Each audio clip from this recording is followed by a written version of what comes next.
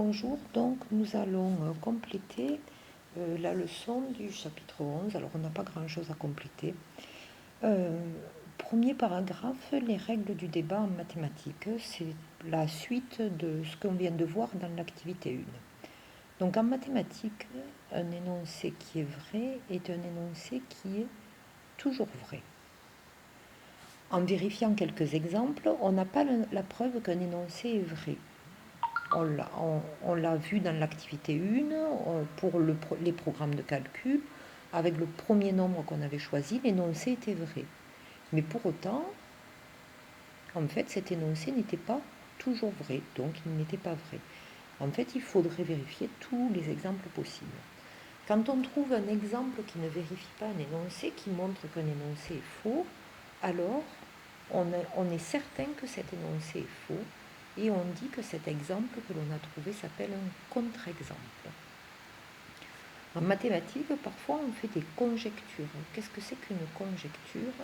C'est quand quelque chose semble vrai, car il est vrai pour plusieurs exemples, mais on n'a pas la certitude qu'il soit toujours vrai. Alors, un exemple, l'affirmation, l'opposé d'un nombre est toujours inférieur à ce nombre. Cette affirmation, on a vu dans l'activité qu'elle était fausse, car pour le nombre moins 10, cette affirmation est fausse. Donc, on a trouvé un contre-exemple. Un exemple de conjecture.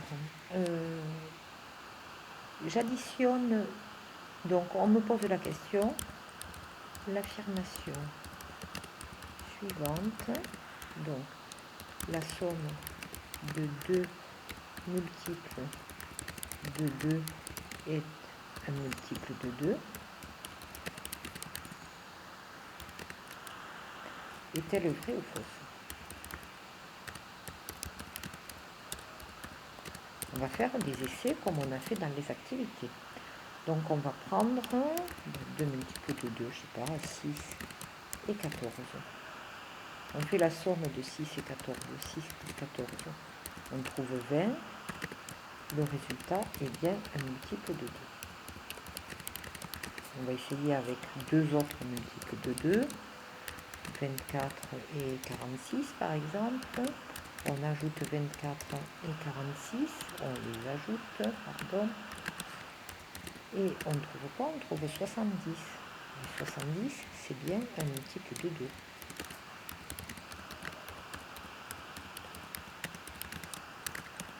On peut prendre deux autres multiples de 2, par exemple, je ne sais pas, 58 et 104. Ça donne la somme de ces deux, c'est 162. Et 162 est bien un multiple de 2. On vient de trouver trois exemples pour lesquels cette affirmation était vraie.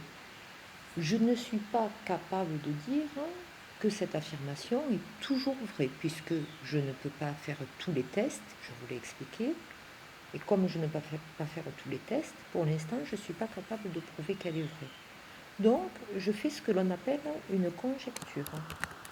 On peut donc faire la conjecture que l'affirmation est vraie. Et on verra un peu plus tard comment on va pouvoir démontrer que cette affirmation est vraie. Deuxième paragraphe, les expressions littérales. Alors, qu'est-ce que c'est que ça? En français, quand on utilise des lettres pour former des mots, en mathématiques, les lettres, on les utilise aussi pour désigner des nombres ou des grandeurs. Alors, vous en utilisez depuis souvent des lettres en mathématiques pour apprendre, par exemple, les formules pour les aires ou les périmètres. Par exemple, vous écrivez souvent que le périmètre d'un rectangle, c'est grand L plus petit l, avec grand L qui désigne en général la longueur et petit l qui désigne en général la largeur du rectangle. Donc vous utilisez en fait des expressions littérales. Pour le disque, c'est pareil. Vous avez l'habitude d'écrire que le périmètre d'un disque est égal à 2 fois pi fois rayon fois r, et que l'aire d'un disque est égal à pi fois R fois R. Alors, la lettre P désigne le périmètre. La lettre pi, elle désigne un nombre qui est toujours le même. Et la lettre R désigne le rayon du disque. Donc, ces expressions, ce sont des expressions littérales. Il y a des lettres qui changent, dont la valeur change. Par exemple, ici, le rayon. Alors, ces lettres, on les appelle des variables. Alors que d'autres lettres, comme ici, comme le nombre pi, ont toujours la même valeur.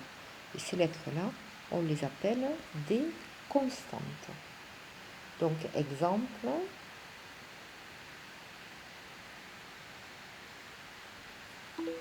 dans les formules précédentes, la lettre R est une variable, alors que la lettre pi est une constante. L'expression A multiplié par 3 plus 5 multiplié par B est une expression littérale.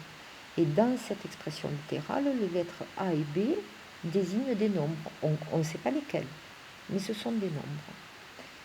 Dans l'expression 5 fois plus 2 fois plus 4, qui est aussi une expression littérale, la lettre A, elle apparaît 2 fois.